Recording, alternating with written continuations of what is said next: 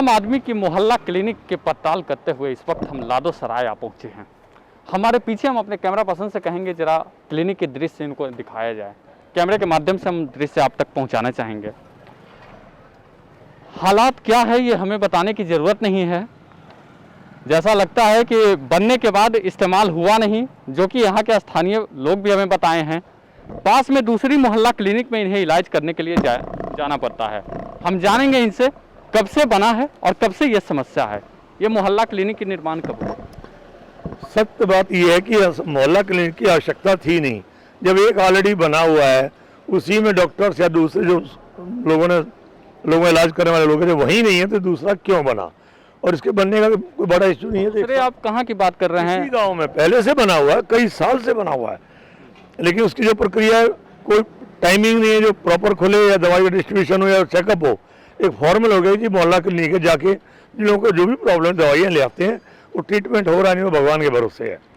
एक सेंटर बन गया दवाई मिलने का, वो यूज है या नहीं हो भगवान जाने। अब ऐसे में हमारा सवाल ये है कि जब लॉकडाउन हुई, पाबंदियां काफ़ी थी, तो ऐसे में मोहल्ला क्लिनिक से लोगों को ये राहत मिलनी चाहिए थी कि लोग अपने मोहल्ले में आएँ, दवाइयाँ लेके घर चले जाएं। 1% भी नहीं थी, 1%।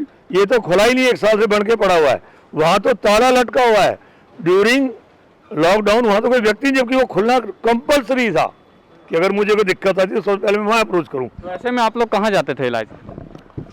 अब यहाँ जो लोकल डॉक्टर्स हैं उन्हीं को अपने जाके पैसा देकर बड़ा आदमी ट्रीटमेंट करा रहा था प्राइवेट में। हाँ, प्राइवेट में ही जो है डॉक्टर बैठे हैं वो बेचारे इलाज करें।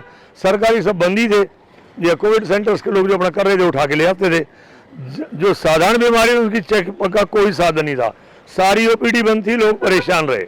एक मोहल्ला क्लिनिक बन के तैयार है, अभी तक खोली नहीं गई है। वहीं दूसरी मोहल्ले क्लिनिक में डॉक्टर नहीं थे, ये आरोप लगाए जा रहे हैं, वहाँ ताले बंद थे। आपको बता दें कि दिल्ली में कोरोना की तीसरी लहर भी घोषित कर दी गई है। अगर हम जल्दी नहीं सुधरें तो तीसरी लहर और भयावह हो सकती है। दूसरी लहर ने क्या आतंक बरसाया वो हम सब जान चुके हैं। अब ऐसे में कहीं मोहल्ला क्लिनिक बंद पड़ी है तो कहीं खुल रही हैं, उसमें डॉक्टर नहीं है, ताले बंद है।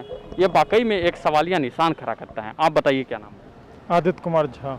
आदित्य जी कहाँ से हैं? मैं बिहार से हूँ। नहीं, दिल्ली में कहाँ रहते हैं? मैं लाडोसराय में रहता हूँ। जैसा कि लोग जानकारी दे रहे हैं कि यह मोहल्ला क्लिनिक अभी तक कभी खुली नहीं। बगल में जो मोहल्ला क्लिनिक है वहाँ ना डॉक्टर रहते हैं, ना दवाइयाँ मिलती हैं, ताला बंद रहता है। तो ऐसे में सवाल ये है कि आप लोग कहाँ जाते हैं?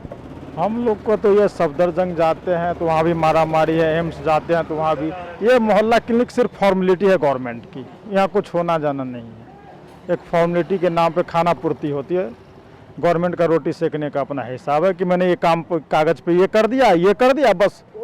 हाँ, रोटी सेक रहे हैं गवर्नमेंट बस, और ये सब चोचलेबाजी है। एक रोटी सेकने की काम की जा रही है गवर्नमेंट के थ्रू कि हमने हेल्थ इंफ्रास्ट्रक्चर पे इतने खर्च किए हैं।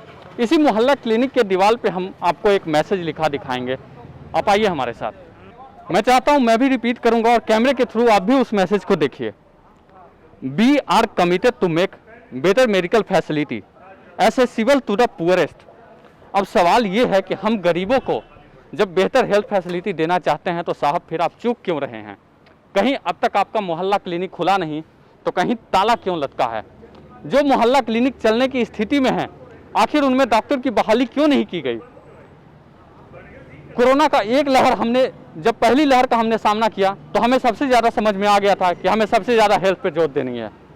लेकिन अगर दूसरी लहर अब हम पार करके हम तीसरी लहर में आ चुके हैं, तीसरी लहर के बाद भी ये स्थितियां क्यों बनी हुई है, इस पे जवाब सरकार को देना चाहिए। आगे भी हमारी पड़ताल जारी रहेगी। आप बने रहिए द व्यूज मीडिया के साथ।